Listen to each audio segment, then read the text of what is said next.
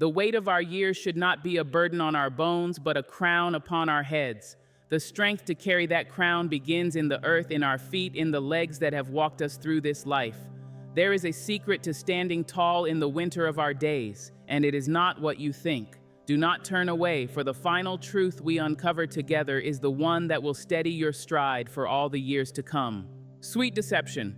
You see, there is a sweetness that lies. A sweetness that comes in a bottle or a can, a sweetness that glitters under artificial light and calls to a part of us that craves comfort and ease. I have seen it sitting on a pantry shelf, promising the taste of a summer that has long passed. It is the peach swimming in a heavy sugary syrup, the pear that has lost its own true flavor to the bath it was drowned in. It is a deception, my dear, a beautiful and tempting lie that we tell ourselves is nourishment. But it is not. When you take that into your body, this temple that has housed your spirit for 65 or 75 or 85 years, it does not recognize the truth of the earth in it. It recognizes a rush, a flood, a sudden sharp joy that asks for nothing and gives nothing of substance in return. The body, in its infinite wisdom, is thrown into a panic. It sends a message, a frantic alarm that echoes through your very blood, and this alarm creates a fire where there should be a gentle, warming hearth. This fire, this inflammation, it licks at the resilience of your being. It travels down, down into the very pillars that hold you up. It settles in the knees, in the ankles, in the muscles of the thigh that are meant to be your power. And after the flood of sweetness comes the drought. A deep and hollow emptiness, a weariness that feels like it was born in your bones. That is the feeling of being weakened by a lie. The strength of our legs is not just about muscle. It is about the story they tell, the story of every step we have taken. We must not allow that story to be eroded by a sweetness that is not its own. We must honor the journey by choosing a truth that builds, not a falsehood that crumbles our foundation from within. It is a quiet betrayal, this sweet deception. It whispers of ease, but it delivers a deep and abiding weakness that makes each step a little heavier, each staircase a little steeper. We must be guardians of our own strength, and that begins by turning away from the shimmer of a lie, no matter how sweetly it calls our name. The real fruit, the one from the branch, offers a gentle and honest sweetness, one that your body understands as a gift, not an assault. It is a profound difference, you see. It is the difference between a fleeting pleasure and a lasting strength. Empty vessels. Now, there is another kind of fruit I have watched people turn to, especially when the day is hot and the thirst is deep.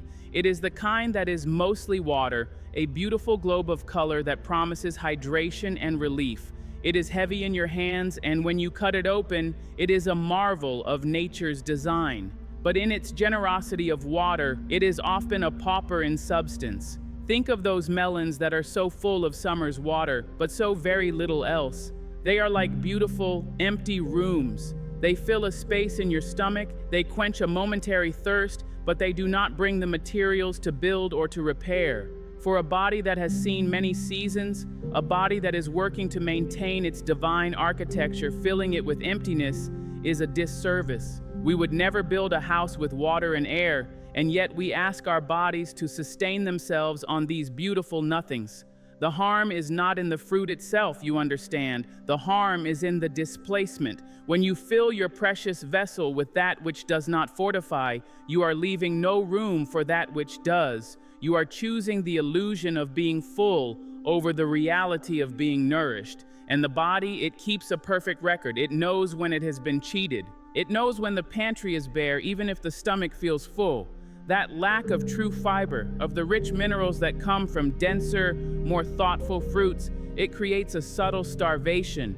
And a body that is starved, no matter how subtly, will begin to make difficult choices. It will begin to borrow from itself. It will take a little from the bone, a little from the muscle, to pay the debt of the day's energy.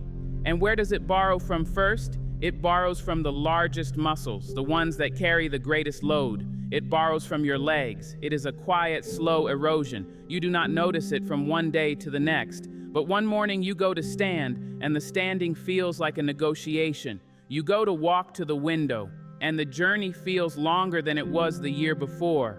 This is the result of choosing empty vessels. We must seek out the fruits that are dense with life, the ones that carry the richness of the soil within them, the berry, the apple, the plum. These are the fruits that offer not just water, but the building blocks of resilience. They do not just fill you, they fortify you. Borrowed time.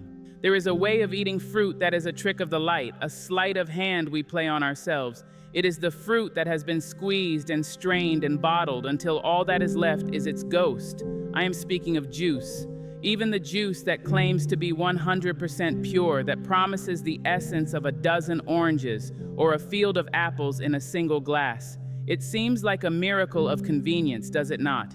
All the goodness without the effort of peeling or chewing. But the wisdom of a fruit is not just in its liquid, it is in its wholeness. The true gift is in the fiber, the pulp, the skin, the very things that are so often discarded in our rush for convenience. That fiber, my dear, is the great moderator. It is the steady hand that holds the fruit's sugar and releases it slowly, gently, like a loving mother feeding her child. It ensures the body is not shocked, not overwhelmed. It allows the nourishment to be absorbed with grace and intention. When you strip away that fiber, you are left with a glass of borrowed time. You drink it and you get an immediate rush of energy, a surge of sweetness that feels like life itself. But it is a borrowed energy, you see. It is a loan taken out against your own vitality. The sugar hits your bloodstream like a tidal wave, and your body, in its tireless duty, must scramble to manage the flood. It releases a torrent of hormones to push that sugar out of the blood and into the cells, and the result of that frantic effort is the inevitable crash. The high is followed by a low that leaves you feeling more depleted than before you took the drink. This roller coaster, this cycle of surge and crash, is a profound stress upon the system, and stress over the years is a thief. It steals the minerals from your bones. It weakens the integrity of your muscles. And the legs, those faithful servants, they bear the brunt of this thievery. They become less able to hold you, less willing to carry you with the confidence you once knew. We have been taught to believe that juice is health in a bottle, but I am telling you it is a shadow of the real thing. To truly honor your body, you must honor the wholeness of the gifts the earth provides. Eat the orange. Do not just drink its spirit. Let the fiber do its sacred work. In this way, you are not borrowing time, you are investing in it. You are building a strength that is deep and true, a strength that will not fail you when you need it most. Quick comfort. We live in a world that prizes speed, quick answers, quick solutions, quick food. And in this rush, we have created a category of fruit that is not truly fruit at all, but a candy masquerading as something wholesome. I am speaking of dried fruit, especially the kind that has been candied, rolled in sugar, or treated with chemicals to keep its color bright and appealing. It is the raisin that is no longer just a dried grape, but a nugget of intense, concentrated sugar. It is the apricot that shines with a suspicious gloss, the mango that has been transformed into a chewy, saccharine confection. We reach for them as a quick comfort, a small, sweet bite to quell a craving or to lift our spirits. And for a moment, it works, but the comfort is fleeting and the cost is hidden. When you remove the water from a fruit, you concentrate everything that is left. The sugar, which in a whole fresh fruit is balanced by its water content, becomes a potent force. A small handful of these sweet jewels can contain the sugar of several pieces of fresh fruit, and we consume them in a moment without the satisfying fullness that the fresh fruit would have provided. This is a betrayal of the body's trust. You are giving it a signal of fruit, but delivering a payload of sugar that it is not prepared for. And again, we see the same sad story unfold. The rush into the blood, the frantic hormonal response, the inflammation that smolders in the quiet places of the body. This fire is particularly cruel to the tissues that support our weight, the cartilage in our knees, the connective tissues in our hips. They are vulnerable to this slow, simmering damage. And the muscles that surround them, they too are weakened by this state of constant, low-grade alarm. What feels like a quick comfort in the mouth becomes a long-term discomfort in the limbs. It is the ache that settles in for the evening, the stiffness that greets you in the morning. It is the body's quiet protest against being treated with such haste. The strength to walk through our later years with grace is not built on quick comforts. It is built on deliberate acts of true nourishment. It requires us to slow down, to question what we are being offered, and to choose the substance over the show. A fresh fig, a handful of fresh berries. These are true comforts. They comfort the body not with a fleeting rush, but with the deep, abiding solace of real, honest food that builds and sustains. It is a choice between a moment of pleasure and a lifetime of mobility. Hidden thorns. Some fruits in their natural state are almost perfect in their balance, but they carry a secret, a hidden thorn that we must be wise to. These are the fruits that are exceptionally high in a particular kind of sugar that the body finds difficult to process in large amounts, especially as it matures. I think of the magnificent mango, the luscious lychee, the grape that is so easy to eat by the handful. They are gifts of the sun, bursting with a flavor that can transport you to a tropical paradise. And in small, respectful amounts, they can be a joy. But we are often not taught the meaning of respect when it comes to food. We are taught to consume, to finish the bowl, to eat until we are full. And with these particular fruits, that abundance can become a burden. The thorn is the high concentration of fructose, a sugar that is processed almost entirely in the liver. When the liver is overwhelmed with a deluge of it, it has little choice but to convert that excess sugar into fat.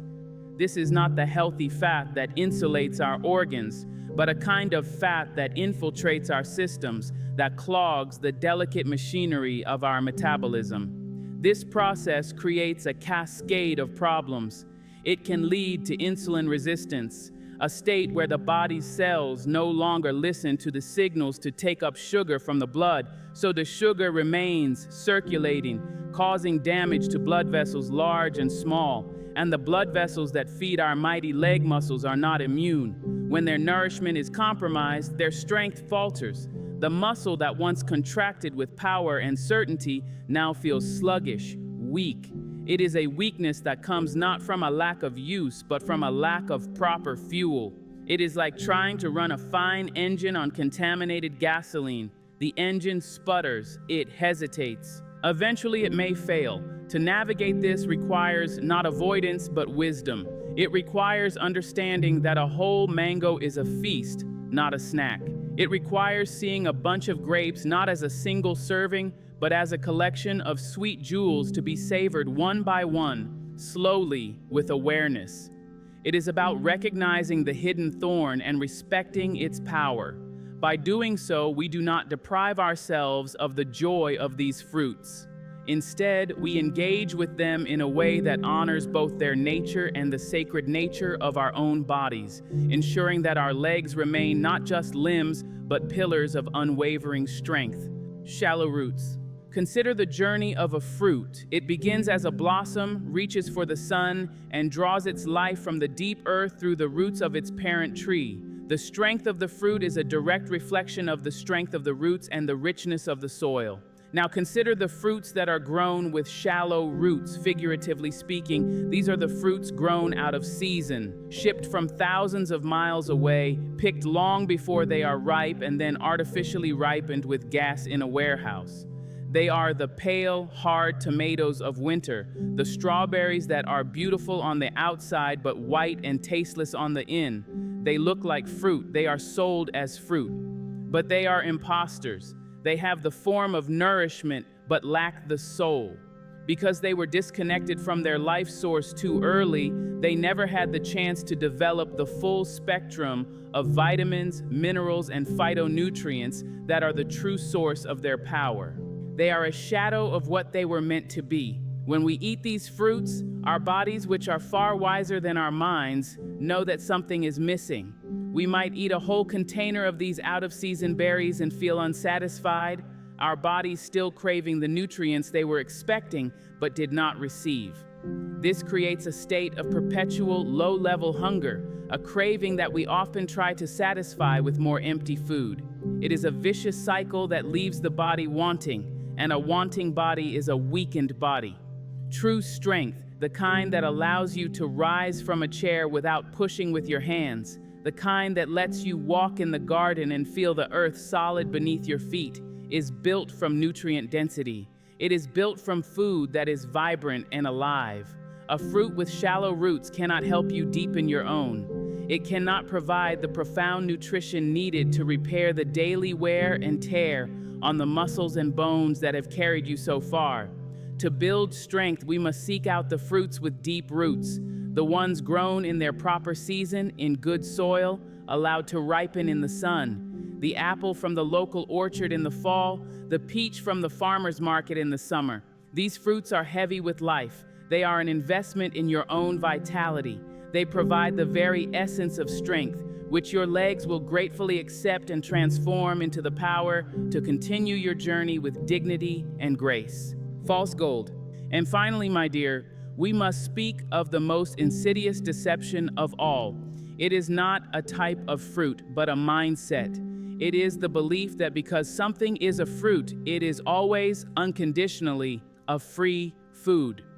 It is the idea that you can eat as much of it as you desire without consequence, simply because it grew on a tree or a vine. This is the myth of false gold. We see a bowl of fruit salad, a mountain of nature's candy, and we believe it is pure virtue. We heap our plates high, believing we are doing our bodies a great service. But even the best things in overwhelming excess can become a poison. The body is a system of exquisite balance.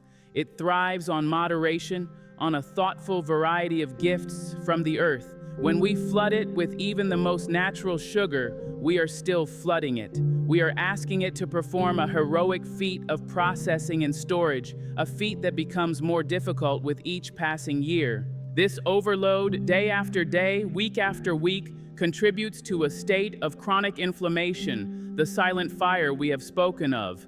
And it contributes to weight gain, an extra burden that your legs, your hips, your back were not designed to carry indefinitely. Each extra pound is a tax on your mobility. It is a weight that presses down on the cartilage of your knees, that strains the muscles of your thighs with every single step. The strength of your legs is not just about the quality of the muscle itself, but about the load it is asked to bear.